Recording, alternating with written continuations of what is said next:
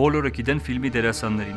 քչերը ռեժիսորներին ու հազվադեպ մարդիկ օպերատորներին, բայց պետք է համաձայնվենք, որ ֆիլմի վիզուալ լեզուն, կադրի կոմպոզիցիան, լույսը, կամերան ու էլի շատ բաներ հենց այդ մարդուց է կախված։ Ու ժամանակն է եկել ծանոթանանք այդ չգնահատված մասնագիտության վառ ներկայացուցիչների հետ։ Ու կսկսենք մենք իհարկե Էմանուել Լյուբեցկիից։ Գրավիտացիա, Բյորդման, Վժիվշի այս ֆիլմերն են, որոնց համար ինքը Օսկար ստացավ 3 տարի իրար հետևից։ Գրավիտացիա այստեղ նա ջնջում է սահմանը տեսախցիկի եւ տարածության միջև։ Դու ոնց որ կախված ես դիեզերքում նրա հետ։ Բյորդման երկար պլաններ, որոնք ստեղծում են տպավորություն, որ ֆիլմը նկարված է մեկ շնչով։ Տեսախցիկը դառնում է հերոսի հոգեվիճակը։ Վժիվշի